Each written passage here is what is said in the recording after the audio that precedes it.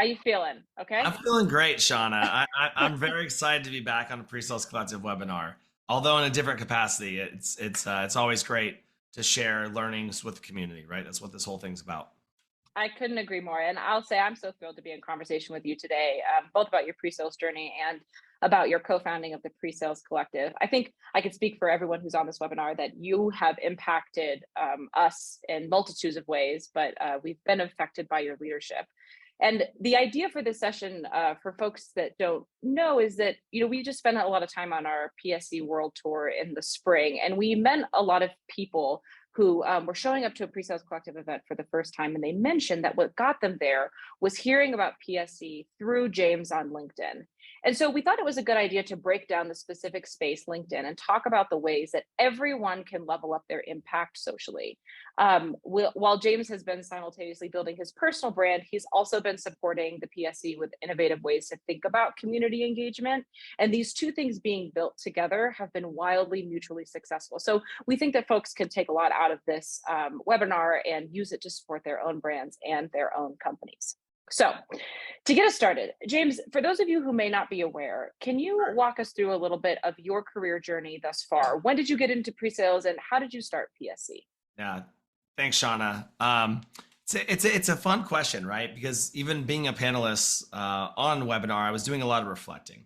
And I was reflecting on what my career journey has been over the past 10 plus years, because it is a funny one. And I like to think it's a pretty inspiring one to those who are trying to break into pre-sales, because I always thought I was going to work in athletics, like university settings, recreation, sport management, because my undergrad degree is in education.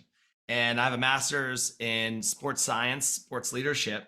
And then my career took me to hospitality, where I was a VIP manager for Hyatt hotels in Hawaii. I like to say I had the best job ever. I was wearing an Aloha shirt, shorts, and making sure people in Hawaii had a great vacation. That taught me so much about customer experience. That taught me pretty much everything in my foundation about customer experience. And so when I went to another hotel in San Francisco, where I was working at the Grand Hyatt, and I asked myself, well, I didn't really plan on working in hospitality or hotel operations. How do I use my subject matter expertise and get a job in tech? I moved to San Francisco to kind of level up my career, and I transitioned to a hospitality technology company called Revenate, where I immediately became the subject matter expert, because in a smaller company, I was the only one who worked in day-to-day hotels.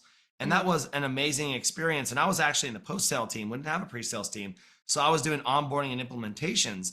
But due to my hospitality experience, they would bring me in on the big calls, and they would have me do proof of concepts and talk about how our technology works in the hotel setting, because I had that experience. And so I used to joke, and I know I'm being recorded, that in post sale I was onboarding the nightmare that my pre-sales folks sold. And so I thought it was a joke, but I thought, hey, this selling thing is a lot more fun. And so I transitioned to a company called Showpad, where I was one of the first pre-sales folks, first employees in the U.S., where I built the pre-sales team and the pre-sales organization over 4 years. And then I went to Salesforce to get the enterprise true platform experience. And it was at my time at Showpad where I got introduced to Yuji. And Yuji and I were both building our own companies, but we realized, the pre-sales teams of those companies, that we didn't really have a place to talk to the best and the brightest and get resources. And that's how things kind of stumbled in the pre-sales collective. Both of us started Seattle and Chicago, and then we decided to come together to start the pre-sales collective. Then a pandemic arose, and we went live with our community. But for me, it was this opportunity to just learn, right? And that's why, as we're going to get into it, the idea of social branding or personal branding is really about learning.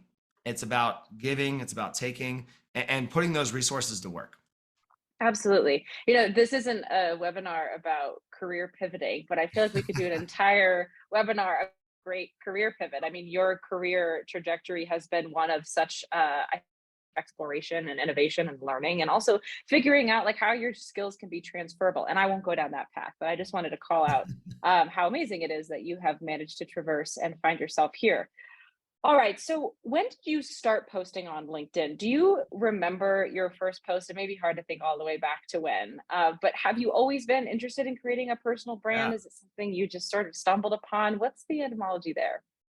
You know, when we were thinking about this webinar, as I mentioned, I went on this session of reflection, right? And I started to think about, why did I do these things? How long have I been doing? And I actually spent a long time scrolling through my LinkedIn to see when I was started to first post.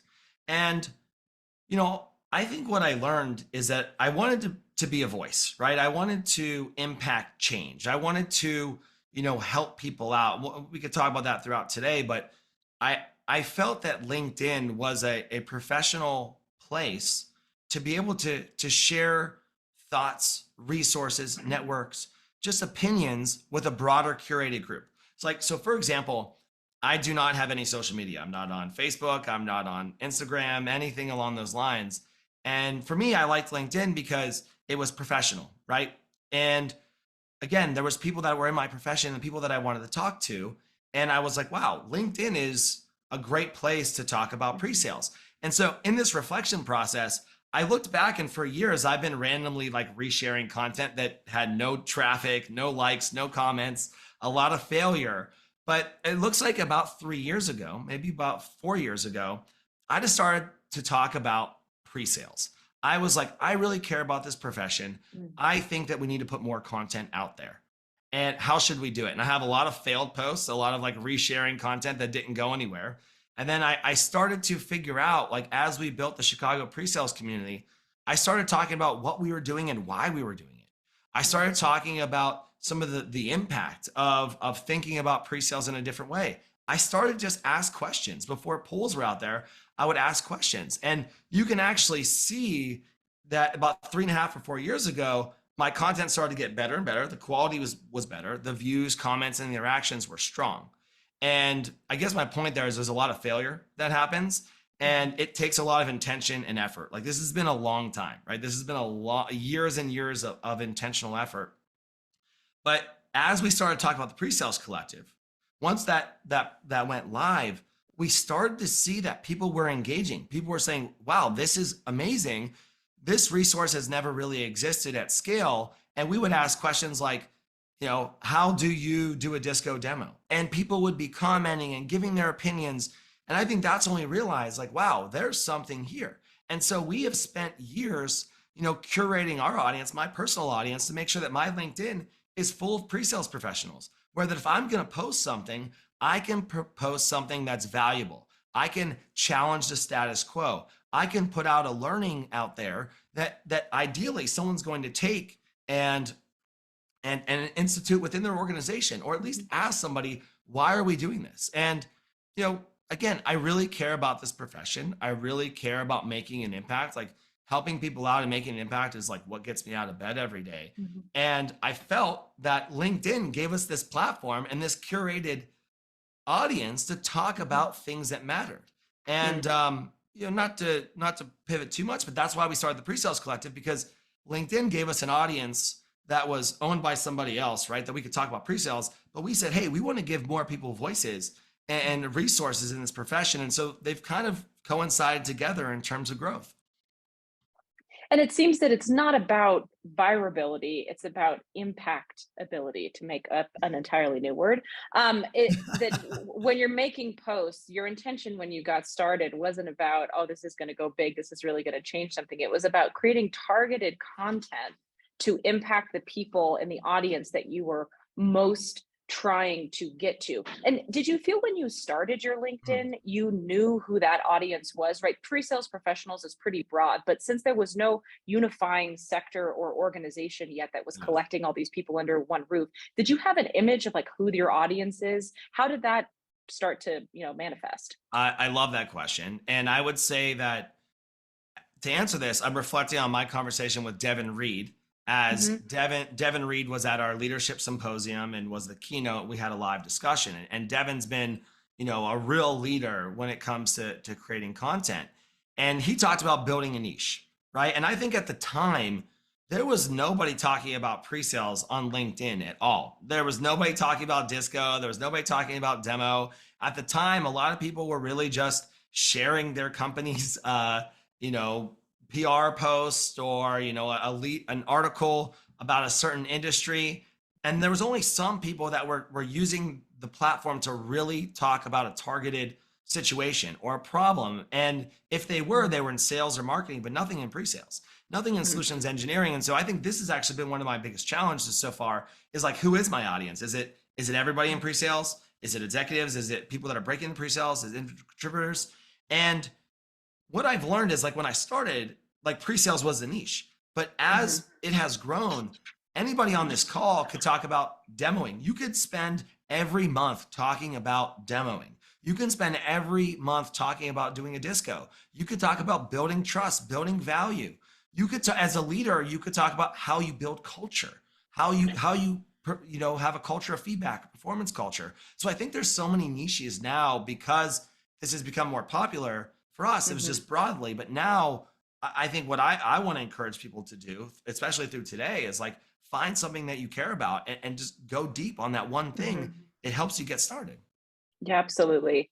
I love that. And I think that everyone can relate to this idea of, you're not trying to tackle the whole mountain. You're just trying to get up the first step. And the first step in any sort of like great impactful work or body of work is about having intention behind what you're doing and starting small, which I love. And I think it makes this whole idea of like LinkedIn branding much more approachable, which is amazing. And, you talked a little bit about how LinkedIn was sort of a pivotal step in creating the PreSales Collective. And not everyone is trying to create something like the PreSales Collective, but you never know. I'm wondering if you can speak to how your personal brand on LinkedIn has built a kind of trust and accountability with those you work with, not just allowing you to create the Pre-Sales Collective, but continuing to make impactful relationships throughout your career. Right now, there's a lot of noise, right? There's a lot of noise out there. If you're an organization, you're competing for mind share against other businesses that directly compete with you, against businesses that have nothing to do with you, personal hobbies, personal interests, all of those things.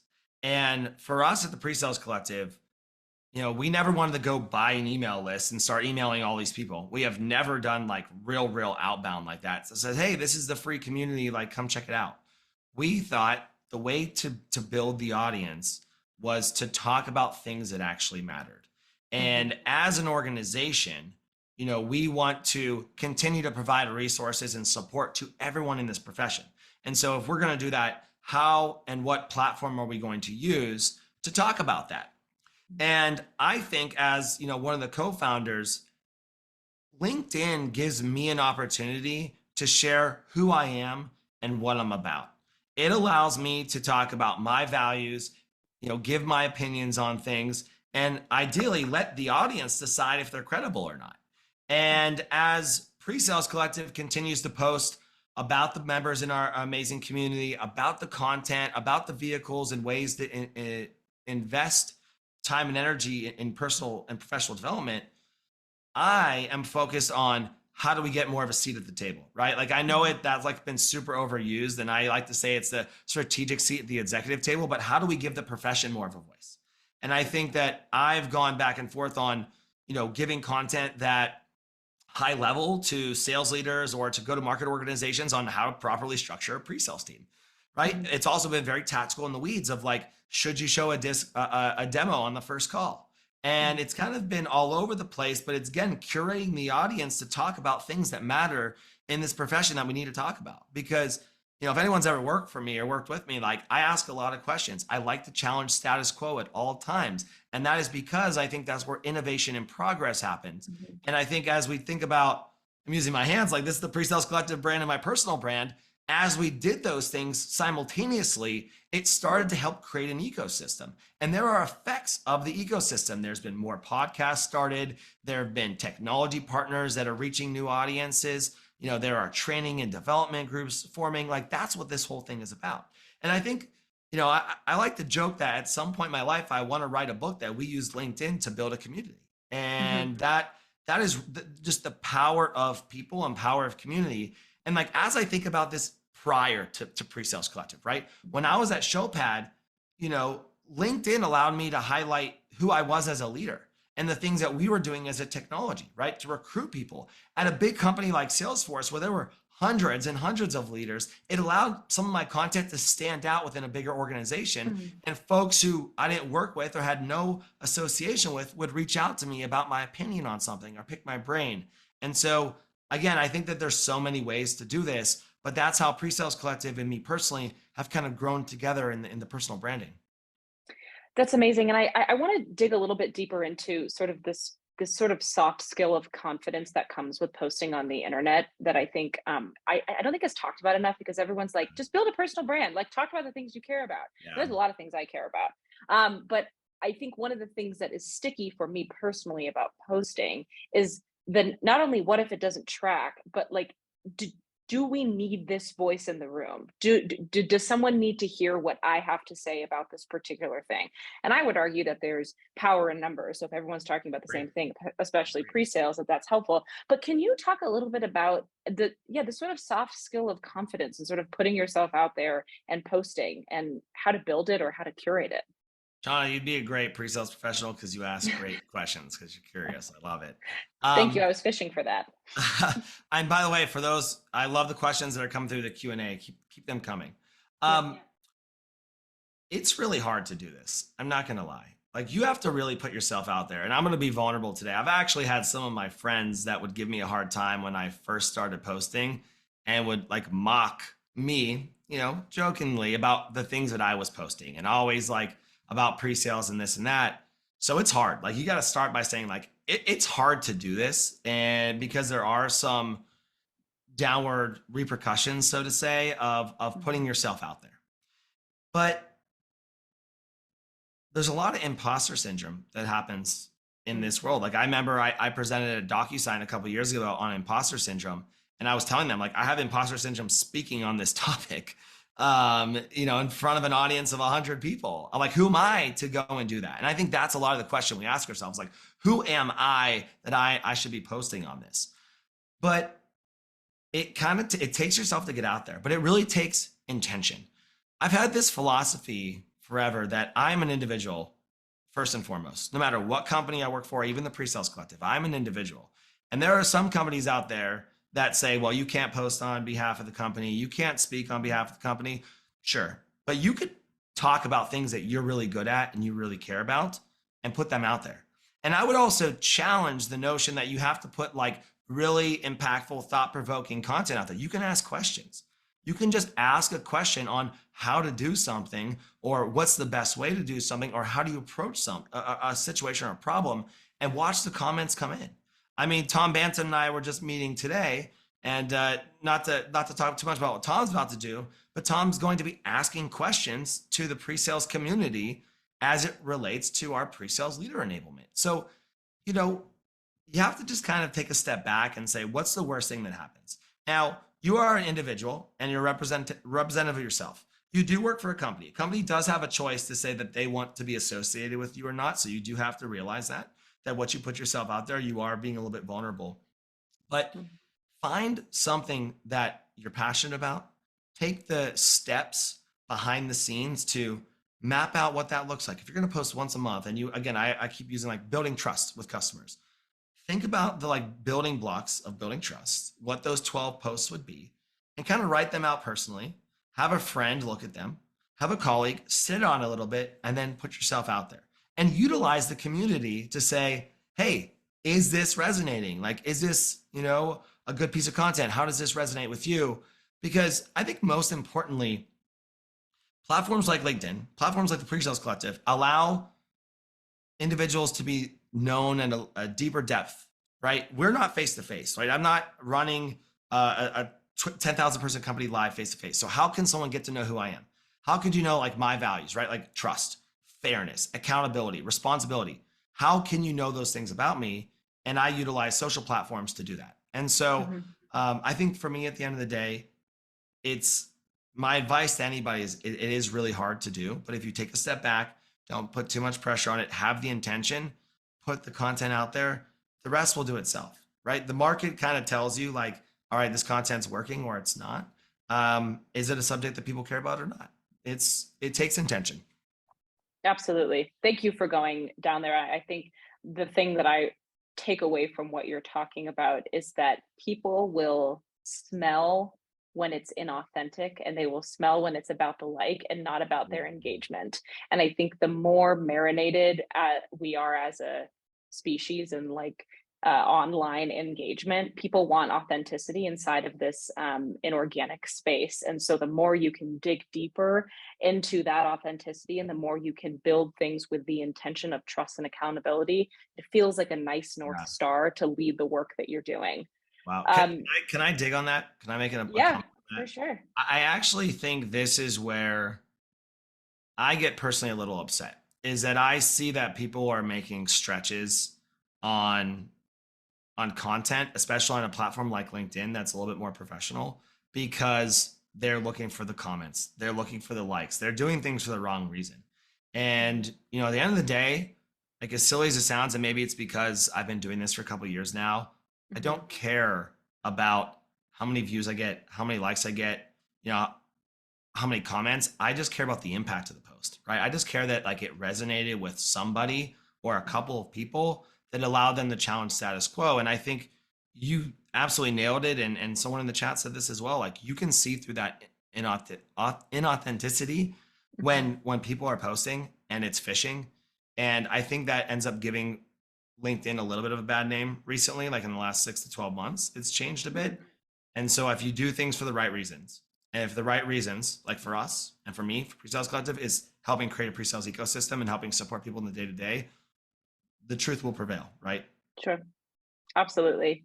That's wonderful. I'd love to switch to the tactical part of our session now, just Mm. looking at the time and wanted to make sure we have time for our audience questions as well. So when we were preparing for this webinar, I convinced James that the best way for us to talk about LinkedIn posting was to look at the man's LinkedIn himself. And I'm joking. It didn't actually take much convincing. It was really excited to do it. So we're going to go ahead and look at James's LinkedIn and sort of unpack this idea of virability and impact inside of his post to sort of understand why he has made certain decisions about his LinkedIn to continue to grow followers and continue to engage in this way. So, James, I'll pass it over to you All right. to lead us through that. We are in a live demo now. I am on live LinkedIn Insta. This is fun. So again, thanks for the opportunity. And I want to maybe address a couple of things that are in the Q&A that are a little tactical as I get into this. I want to be very clear that this has taken a long time. This has taken years to get to a point, right, where I have a certain number of followers, I have a certain number of connections, right? It's taken a lot of intention and a lot of effort. But my goal is that when you come to my profile, you can learn a little bit about me and who I am and what I'm all about. And so, just to start on the page, right? You can see that I have my banner and my header, right? So you obviously know that I care about the PreSales Collective because it is my main image. And then there's a picture of me because I think it's important to get to know and see who I am as an individual. So obviously the two most basic things, I think a lot of people, sometimes their companies make them put things here, but you can create a custom banner on Canva and say, hey, like, has motivational words or text or a quote. It's definitely important to do. And to Kevin's point, feel free to open up your own LinkedIn page and follow along. But I think one of the most important things here is that I want to make this who I am, right? And about me. And I think a lot of times people do miss the boat here. Like I see a lot of company slogans that are company taglines that don't actually articulate what it is or who you are, right? And so for us, like it's helping change the pre-sales profession. That is the most important thing that I want someone to get out of this coming to my profile. But I also explain who I am, right? I'm also the co-founder of PreSales Collective and PreSales Academy. So you get to know my title. And then you get to see some things that I'm passionate about and that describe me, right? I'm solutions and sales engineering evangelist. A lot of people on my posts joke about how passionate I am about this profession. But which you'll be able to see through my post, but like this says who I am. I'm a creator. I like to be creative. I like to create. I like to build. And I'm passionate about helping others. So when you come to my profile, you know who I am and what I'm about. And LinkedIn is really trying to use the hashtags a bit more. So I curate my hashtags a little bit more toward pre-sales leadership, and the pre-sales collective. Shauna, anything that you want me to touch on a little bit further here? No, I think that that's great. I just want to pull a little bit this like thread of authenticity. One of the things I would just sort of a personal story is that when I was applying for this job and you reached out to me, James, we first met on LinkedIn. And if anyone's received a message from a recruiter on LinkedIn, sometimes it's just so unbelievably bad. You're like, I don't even know what you want me to do. I don't even know if you know who I am. But I did not feel that way when James reached out to me. But the point of what I'm saying is that when James first reached out to me, the first thing I did was look at his LinkedIn, and for those of you who don't know, I do not have a background in pre-sales. I had no idea what pre-sales was, and from 30 seconds looking on your LinkedIn, I knew everything I needed to know about not only who you were, what you cared about, and what your community was doing. And that to me was like the holy trinity of wanting to engage in conversation with you. And so I just wanted to like double click on what you're saying about, lead with your intention. And I think people will be able to find you and meet you there. James, there was a question about the hashtags and comments from the audience, and this may be a little offshoot, but I just want to Sure. name it now. You are always putting links in the comments and not in your main post. Do you have any insight about like the LinkedIn algorithm that maybe a layperson wouldn't know? Does it make it easier for people to have the links directly to the post? Is it about visibility? What is that about? Yeah. So I've learned maybe a little bit too much about LinkedIn. I see a question here. I do not have any relationships at LinkedIn. I've just been continuing to use the platform as a power user per se. The LinkedIn algorithm changes all the time. That is one thing that they have really spent a lot of time and energy doing is redoing the algorithm to make sure people aren't gaming the system. Forever, LinkedIn has deprioritized anything that takes you off platform. Anything that takes you off platform. So the idea of putting a post with a link, like put it in the main post that creates the preview social share image and takes you to the PreSales Collective website, to takes you to Google, to takes you to Wall Street Journal, Harvard Business Review, actually is penalized in their algorithm. And so that's why I tell everyone, do not post the main text or the main URL in your main post, because it'll be deeper, like it'll get a ding on it, right? There's a couple ways that it dings. So maybe actually I could talk through a couple of the dings, right? Mm-hmm. So the first one is sharing off, right? And every once in a while they'll change the algorithm. That's fine with it, but that's the main one that's off. Hashtags actually can control how well your content does. Because if you look at a hashtag, like if I were to just the hashtag, look at this live demo here, hashtag the pre-sales collective, it's going to show me that there are only 600 people that are following. So it's going to curate my post to that audience. And that can be beneficial, but it can also be detrimental, because if I hashtag leadership, there are 3 million people competing to get under the hashtag of leadership. And so with our posts, I will say that there's been times that I've tested this. I've tested actually a post with hashtags and a post without, and sometimes they tend to do better without. And then the last thing I want to highlight, just one more quick one, is that the first hour is the most important hour of your post. And so some people will tell you it doesn't matter what time you post. It somewhat does, because the way LinkedIn prioritizes your post is in the first hour, the comments, the likes, the engagement. That's why you'll see of any like really prominent poster, they post something and they interact with every reply and every comment in that first hour, because it sends it to a next, viral state. I will say, you're probably like, James, you're making this up. How do you know this? I do know people on the LinkedIn creator team, so I don't have an association, but I did get reached out when they were building that team to find out how I use LinkedIn. And so I do message a couple people on the creator team and have confirmed that these things are true, but nobody technically knows the algorithm at this point.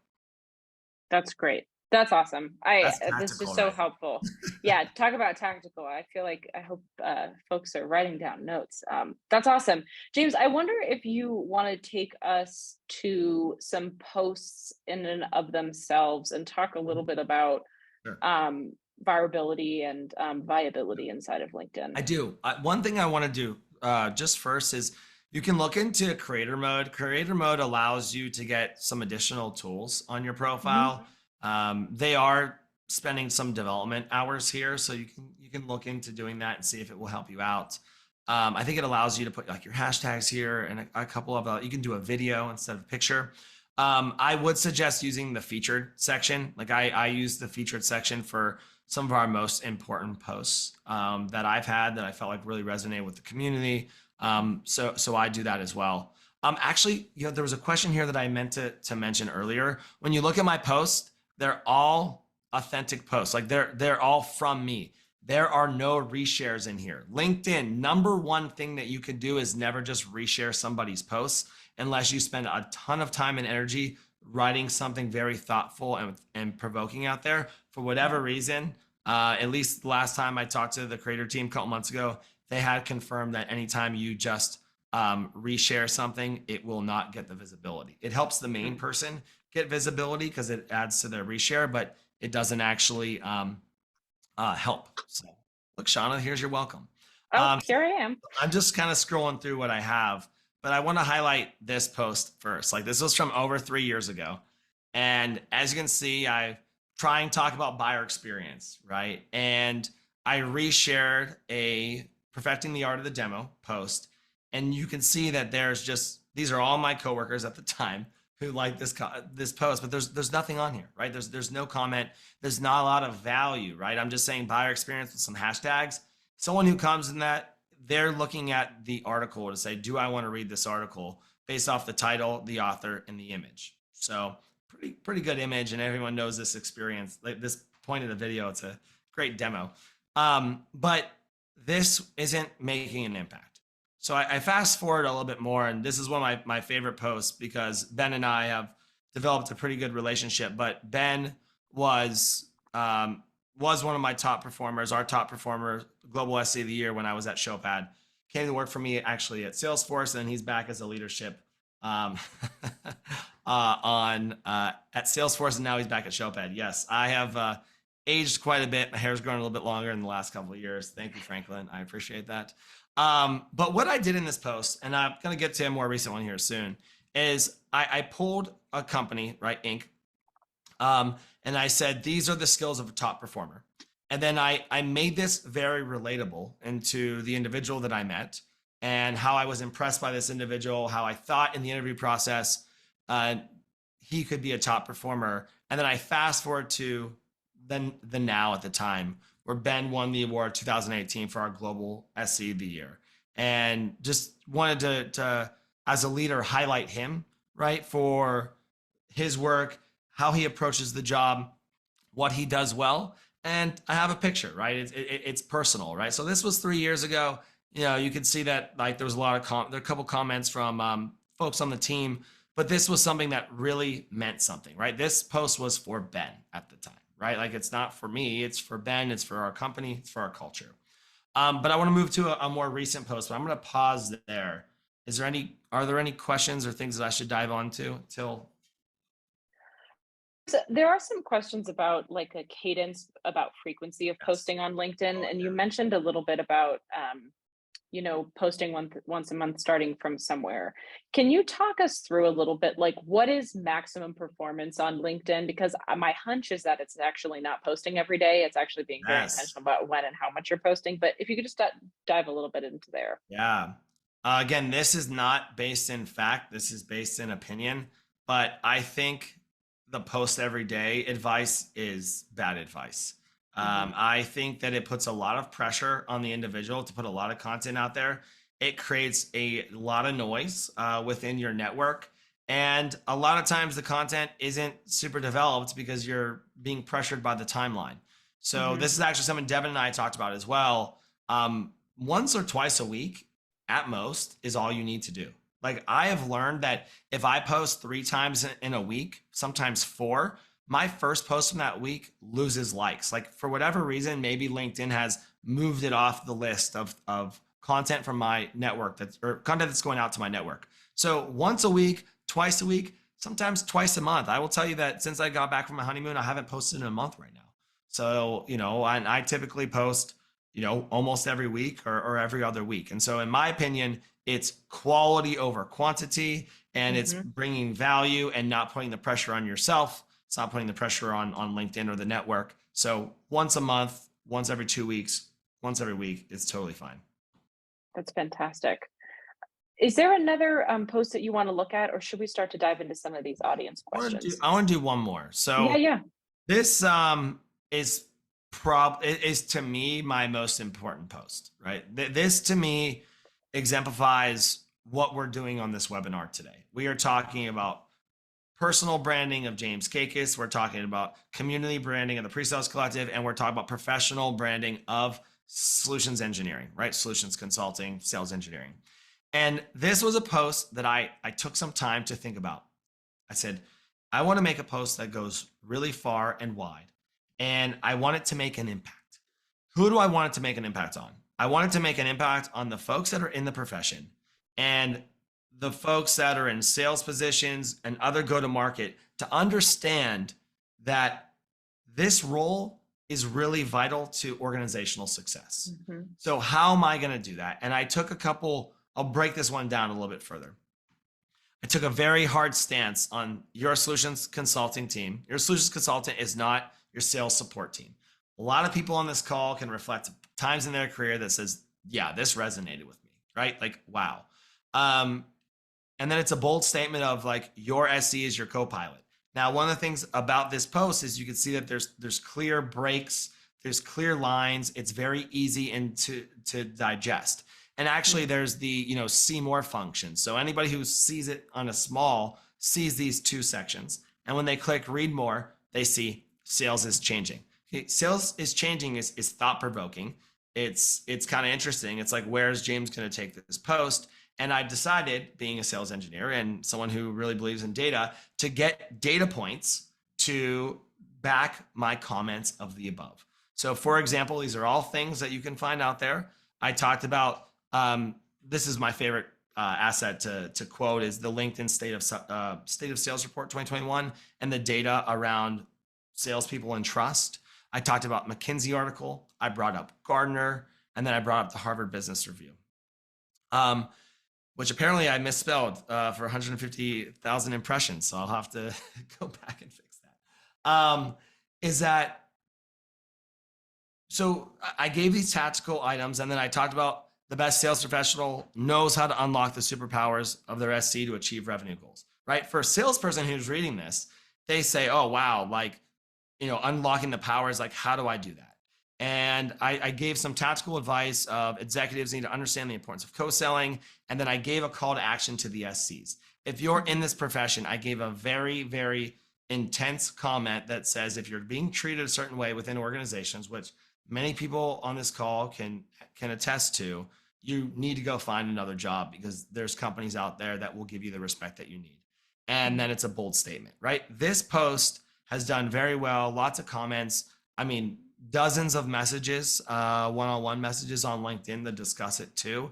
And so for me, again, I put intention in, I thought about my audience. It's curated, so it's very easy to digest. There's data, there's call to actions throughout. So I want to highlight this because I think this is my most important post, especially in the last year or two. And I'll also name that there's some artistic creativity into how many words you're putting to a line and how you're breaking down the statements, and you're starting strong and then getting into the data and moving forward. And I think, when anyone's trying to learn something about how to be effective in a space, I think it's hard to get into the weeds about, like how many words should be per line, but that attention to detail, I think, is so incredible. And if folks are trying to make an impact with their words, having paragraphs and paragraphs of writing is not going to engage an audience. Like coming out with bold statements backed up by data and ending with, like a strong thesis statement. It's like how we learned how to write when we were, in elementary and middle school, which is just phenomenal. Shauna, can I make a comment here? Yeah, of And course. I think for the folks that are in the comments, I see a couple things. It doesn't have to be about solutions consulting, and you know this message is to executives and go to market leaders who need to be doing a certain aspect. This can be again about a demo. It could be about disco. It could be about building trust. It can be about a performance culture. There's so many different ways that you can take this type of framework and apply it to a specific topic or subject that you really care about, and it will make an impact with the community. Fantastic. James, if it's all right with you, I'd love to dive into some of these audience questions because folks are really Absolutely. curious about what you're talking about. So I'm actually going to Sure. jump to this question about understanding the impressions and the analytics. You just had up on the screen, where the post was reached. Can you dive into those numbers a little bit and maybe help us understand what they mean on the scale of impact? Yeah. Um, so just to clarify about the overall impressions and what it means for the audience, Yeah. I would say for me, it's still a little bit of a black hole, right? Mhm. I just to reshare real quick, when I click into my impressions, I could then see overall how many reactions, comments, shares, but I can also see specific information like job titles, right? I can see locations, I can see companies. There's a lot of different information here, but what I have found is for me, I compare them against my other posts, right? How well did a post do and what did I do compared to the impressions of myself, right? Like this one Mhm. is obviously a graphic and not necessarily a link, but Shauna's welcome to the team, a graphic and the impressions as well. I really wish that there was a little bit more insight into this. I would say this impression feature in the view analytics is actually pretty new from LinkedIn. But at the end of the day, if you're posting once a month and you compare your three most recent posts, like find out what Mhm. they actually mean and how well they've done, and use the analytics to dive in a little bit further. That's fantastic. Thanks so much, James. Moving into a different question, there's an interesting question here from Kathy about what would you do first or second on your profile to build your brand, especially when looking for a job? And I love that question because it makes me think of our PSA students who are using LinkedIn in a phenomenal way, in my opinion, Yes. to get their jobs post, going through our program. Can you talk a little bit about Yeah. what you're seeing in that space and Yeah. how you would sort of guide someone who's open to work right now? Yeah. It is a wonderful question. So thank you for asking it. Um, as mentioned in the beginning, right? You can use some of the descriptor in your title to say, hey, this is who I am. These are the things I care about. In your featured posts, like you can pin your own posts or you can pin other posts, and those are things that matter to you. And then you have Mhm. the about section. The about section Yeah. is a great place to put a little bit more information about who you are. I like to look at it, mine's pretty blank right now, but as a cover letter, right? If I were applying for a job and I have my resume below and the experience, can my about be my cover letter so someone can understand a little bit more about me? Because hiring managers, I'll tell you, I've looked through thousands of resumes. I look at LinkedIn first and then the resume.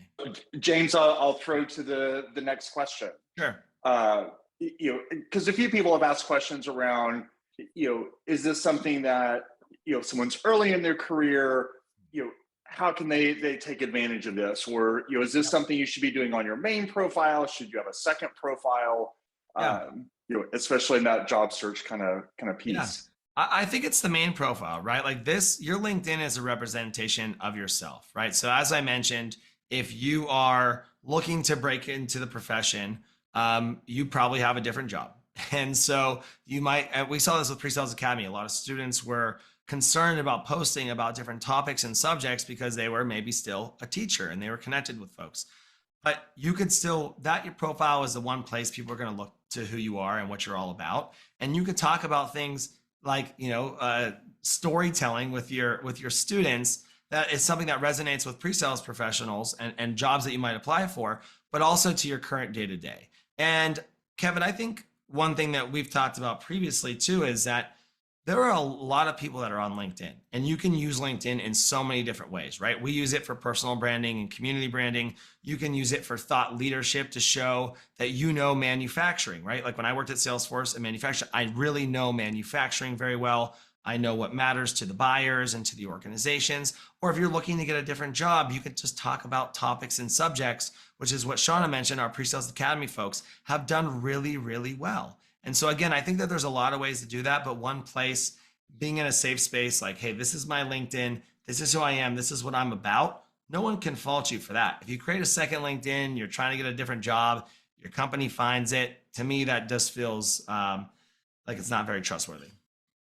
Yeah, I think that's a great point. It's also, one of the things I've learned in the past is people talk about, hey, it's not just for your personal brand because you're trying to get another job, you're trying to get other things. Your prospects are coming and looking at your LinkedIn too. So to your point just then of showing that, hey, I know this industry, I know these things, gives you that much more credibility when you go into later sales meetings. And I want to just highlight that I think that this is a common trap that we see with people who want to engage in LinkedIn, and even with the PreSales Collective, is sometimes there's a heavy amount of engagement when you're looking for a job, right? Or when you're in that time of need, but you should be ready, you should be posting, you should be putting yourself out there to let people know who you are, so that when you're ready to move jobs, you've already curated a network, you've already built an audience, you already know people, and you're not starting from scratch. And I think that's the biggest advice I can give to folks is you might not be looking for a job right now, but in 6 months, 12 months, 2 years, you might be. And if you have that historical, who is Shauna James, who is Kevin Mefford, that is going to resonate, and that's going to only help you at the end of the day. That's fantastic. Thank you so much, Kevin. Thank you, James. I'm curious if there's any thing else you want to wrap up in terms of bigger statements about LinkedIn. I'm just looking at the time and want to make sure that we get folks out here. One thing that we didn't touch on, and maybe this would be a great way to end, is thinking about the personal brand versus the brand that you're building inside of your company and how you manage both of those things. You mentioned that at the top of the call, you can't always help if a company feels a certain type of way about the brand. How do you manage and show value in building a personal brand as it affects and helps your company succeed as well? Yeah. At the end of the day, we are individuals, but we are reflections of our company, right? So if you do, that's why people sometimes lose their jobs for things they do in their personal lives that are pretty extreme, right? That's an extreme case, but it can happen. But at the end of the day, if you have been working, let's just use Salesforce because I work there, right? You have been at Salesforce for 10 years and you are a distinguished or principal, which is the highest level of SC, and you've just been to President's Club. You've done so many different things well. You have a brand internally, but there isn't always a mechanism or a platform, an audience to get some of the things that you're doing really well horizontally, right? You might be in the enterprise unit, but maybe the commercial unit or the small medium business unit isn't aware of what you've been doing, some of the impact in their work. And that's why my example is when I was at Salesforce, I was also PreSales Collective, and I was talking about things that really matter to the profession. And so I was using a different vehicle and a different mechanism to get my brand out there and the things that I cared about. Now, while I was talking about manufacturing, that wasn't, we didn't have as many folks on that audience. But when I was at Showpad and buyer enablement and sales enablement were new, I was doing a lot of thought leadership around that. And we would, we know people are going to look at our profiles. And so when they come to my profile and they see, oh, well, James really knows sales enablement, he understands the value and the ROI, that builds a little bit of trust without having to build it one-on-one in person. So I think for me, there's so many different ways that posting online and bringing visibility to ourselves can help both ourselves and our companies. You just really have to have intention, which is a word we used a lot today, in making sure that happens. Thank you. Thanks, everybody. Take care. Bye-bye.